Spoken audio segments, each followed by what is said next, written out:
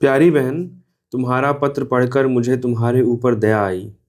तुम मुझे कितना ही बुरा कहो, पर मैं अपनी यह दुर्गति किसी तरह न सह सकती। किसी तरह नहीं।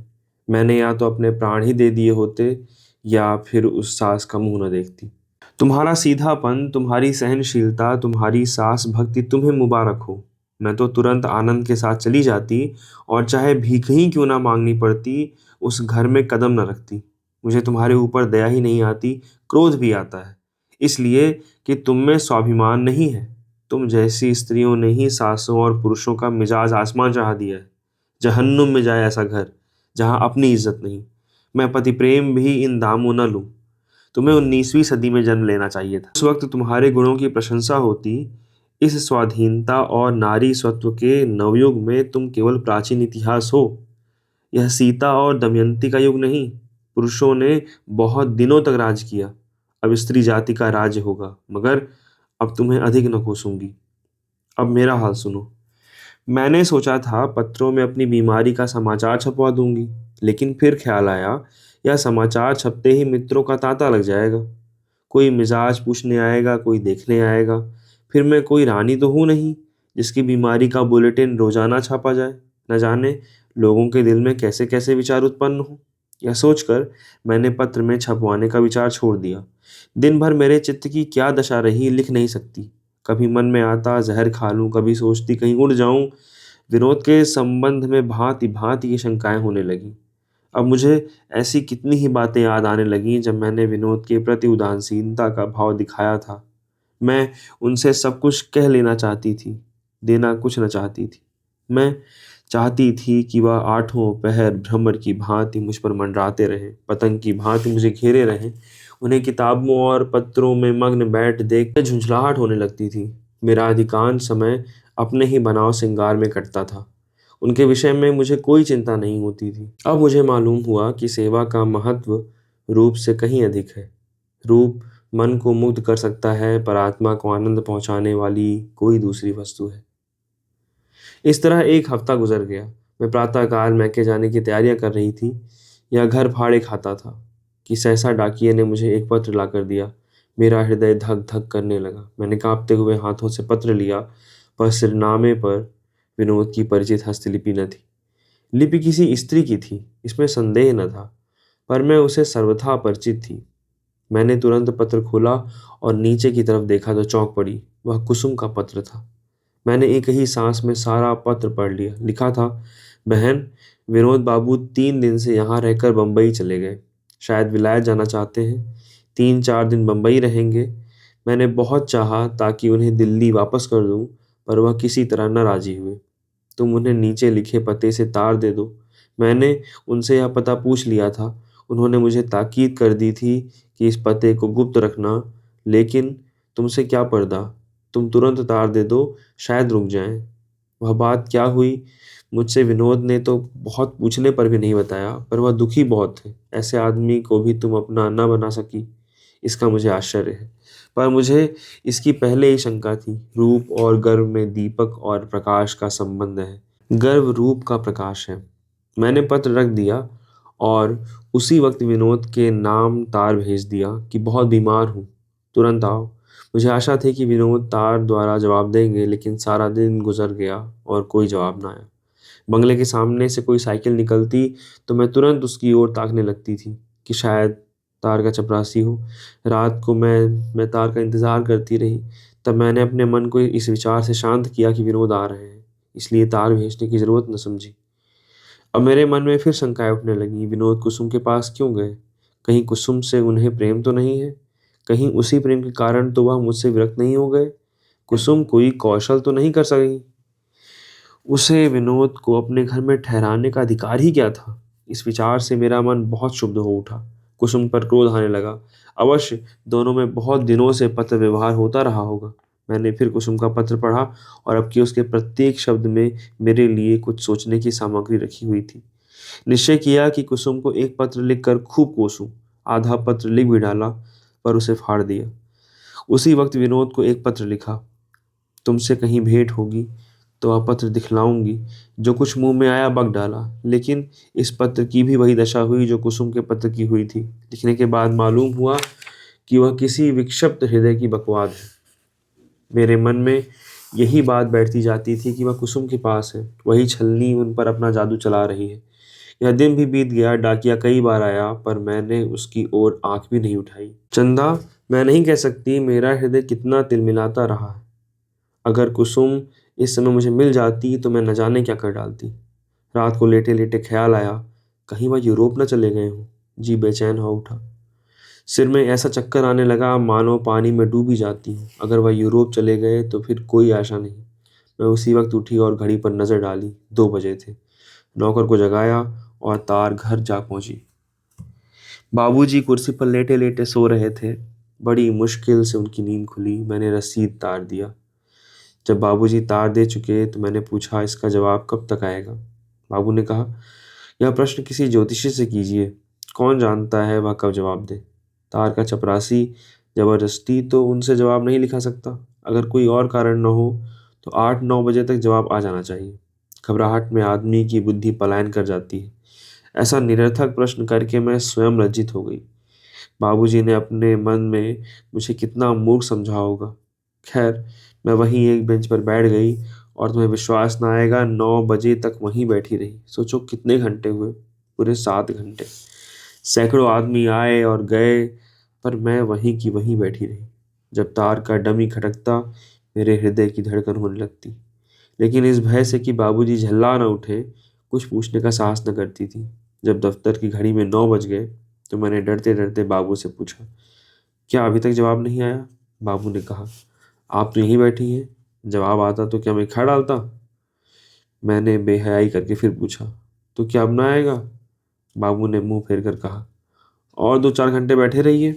बहन, यह बागवान शर के समान हृदय में लगा, आंखें भर आई, लेकिन फिर मैं वह टली नहीं। अब भी आशा बंधी थी कि शायद जवाब आता हो। जब 2 घंटे और गुजर गए तब मैं निराश हो गई। हाय, विनोद ने मुझे कहीं का न रखा। मैं घर चली तो आंखों से आंसुओं की झड़ी लगी हुई थी। रास्ता न सूझता था। सहसा पीछे से एक मोटर का हॉर्न सुनाई दिया। मैं रास्ते से हट गई। उस वक्त मन में आया, इसी मोटर के नीचे लेट जाऊं और जीवन का अंत कर दूं। मैंने आंखें पोंछ कर मोटर की ओर देखा। भुवन बैठा हुआ था और उसके बगल में बैठी थी कुसुम। ऐसा जान पड़ा अग्नि की ज्वाला मेरे पैरों में समाकर सिर से निकल गई। मैं उन दोनों की निगाहों से बचना चाहती थी, लेकिन मोटर रुक गई और कुसुम उतर कर मेरे गले से लिपट गई। भुवन चुपचाप मोटर में बैठा रहा, मानो मुझे जानता ही नहीं। निर्दयी धूर्त। कुसुम ने पूछा, मैं तो तुम्हारे पास जाती थी बहन, वहां से कोई खबर आई? मैंने बात टालने के लिए कहा, तुम कब आई? भुवन के सामने मैं अपनी विपत्ति कथा न कहना चाहती थी। कुसुम, आओ कार में बैठ जाओ। नहीं, मैं चली जाऊंगी।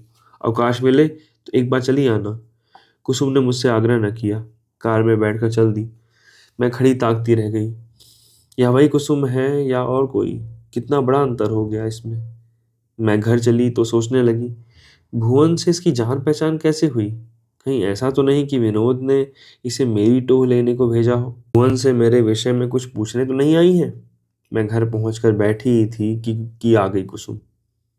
अब की वह मोटर में अकेली न थी, विनोद बैठे हुए थे। मैं उन्हें देखकर ठिठक गई। चाहिए तो यह था कि मैं दौड़कर उनका हाथ पकड़ लेती और मोटर से उतार लाती, लेकिन मैं जगह से हिली तक नहीं। मूर्ति की भांति अचल बैठी रही। मेरी माननीय प्रकृति अपना उद्दंड स्वरूप दिखाने के लिए विकल हो उठी। एक क्षण में कुसुम ने विनोद को उतारा और उनका हाथ पकड़े हुए ले आई। उस वक्त मैंने देखा कि विनोद का मुख बिल्कुल पीला पड़ गया है और वह इतने आसक्त हो गए हैं कि अपने सहारे खड़े भी नहीं रह सकते। मैंने घबरा कर पूछा, क्यों, तुम्हारा यह हाल क्या है? कुसुम ने कहा, हाल पीछे पूछना, जरा इनकी चौपाई चटपट बिछा दो और थोड़ा सा दूध मंगवा लो। मैंने तुरंत चारपाई बिछाई और विनोद को उस पर लिटा दिया, और दूध तो रखा हुआ था। कुसुम इस वक्त मेरी स्वामिनी बनी हुई थी। मैं उसके इशारे पर नाच रही थी। चंदा, इस वक्त मुझे ज्ञात हुआ कि कुसुम पर विनोद को जितना विश्वास है वह मुझ पर नहीं। मैं इस योग्य हूं ही नहीं।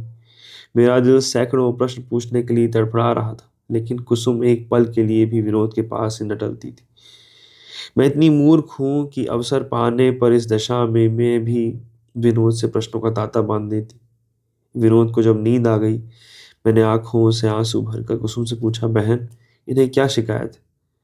मैंने तार भेजा, उसका जवाब नहीं आया। रात 2 बजे एक ज़रूरी और जवाबी तार भेजा। 10 बजे एक तार घर बैठी जवाब की राह देखती रही। वहीं से लौट रही थी जब तुम रास्ते में मिली। या तुम्हें कहाँ मिल गए? कुसुम मेरा हाथ पकड़कर दूसरे कमरे में ले गई और बोली, पहले तुम यह बताओ कि भुवन का क्या मामला है। देखो, साफ कहना, मैंने आपत्ति करते हुए कहा। कुसुम, तुम यह प्रश्न पूछकर मेरे साथ अन्याय कर रही हो। तुम्हें खुद समझ लेना चाहिए कि इस बात में कोई सार नहीं है। विनोद को केवल भ्रम हो गया, बिना किसी कारण के। हाँ, मेरी समझ में तो कोई कारण न था। मैं इसे नहीं मानती। यह क्यों नहीं कहती कि विनोद को जलाने, चिढ़ाने और जगाने के लिए तुमने यह स्वांग रचा था? कुसुम की सूझ पर चकित होकर मैंने कहा, वह तो केवल दिल लगी थी। तुम्हारे लिए दिल लगी थी, विनोद के लिए वज्रपात था। तुमने इतने दिनों उनके साथ रहकर भी उन्हें नहीं समझा। तुम्हें अपने बनाव संवार के आगे उन्हें समझने की कहाँ फुर्सत?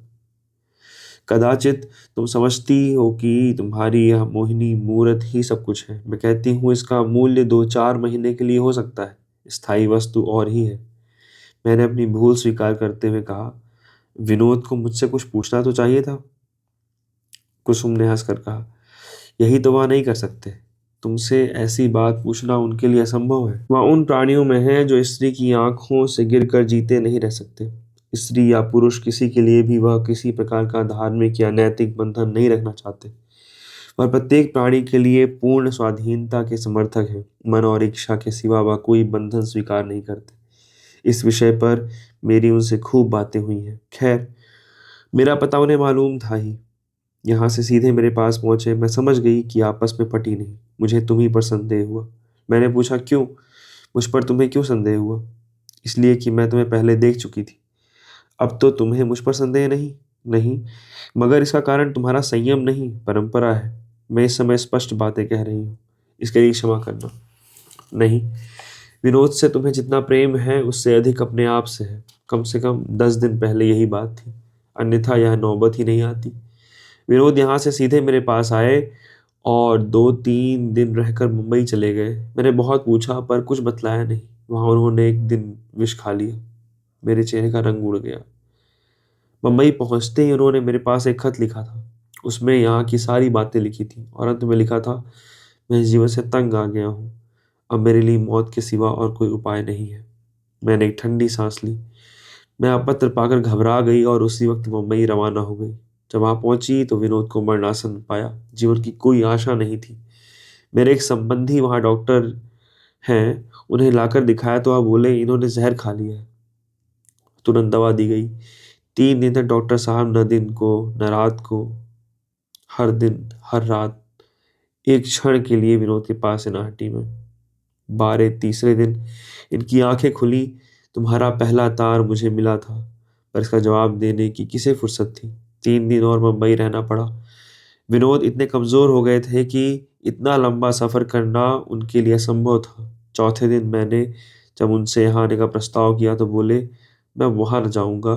जब मैंने बहुत समझाया तब इस शर्त पर राजी हुए ताकि मैं पहले आकर यहाँ की परिस्थिति देख लूँ। मेरे मुंह से निकला, हाँ हाँ ईश्वर, मैं ऐसी अभागिनी हूँ। अभागिनी नहीं हो बहन, केवल तुमने विनोद को समझाना था। वह चाहते थे कि मैं अकेली जाऊं, पर मैंने उन्हें इस दशा में वहां छोड़ना उचित न समझा। परसों हम दोनों वहां चले। जहां पहुंचकर विनोद तो वेटिंग रूम में ठहर गए।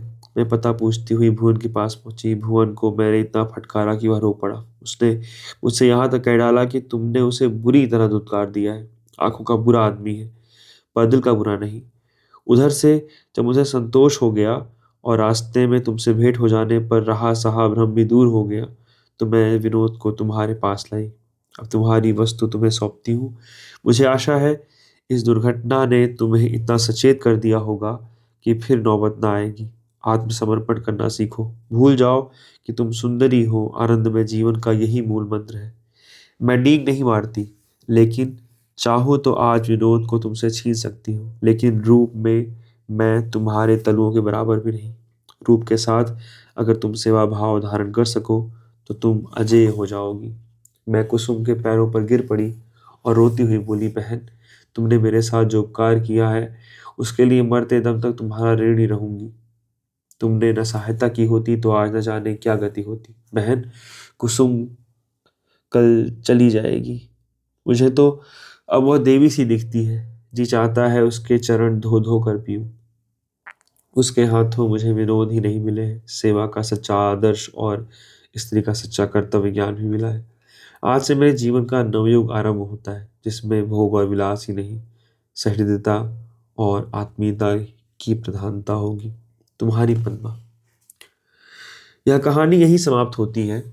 इस लंबी कहानी को धैर्यपूर्वक सुनने एवं प्यार देने के लिए आप सभी का तहे दिल से आभार। उम्मीद करता हूँ आपको यह कहानी बहुत पसंद आई होगी। इस कहानी में केवल दो सखियों के बीच एकांतिक पत्र व्यवहार न होकर दो परिवारों के बीच परस्पर संवाद है। यह कहानी एक साथ सामाजिक, सांस्कृतिक एवं पारिवारिक पक्षों को उजागर करती है। ऐसे ही आप अपना प्यार बनाए रखें, जुड़े रहें हमारे साथ। धन्यवाद। जय हिंद।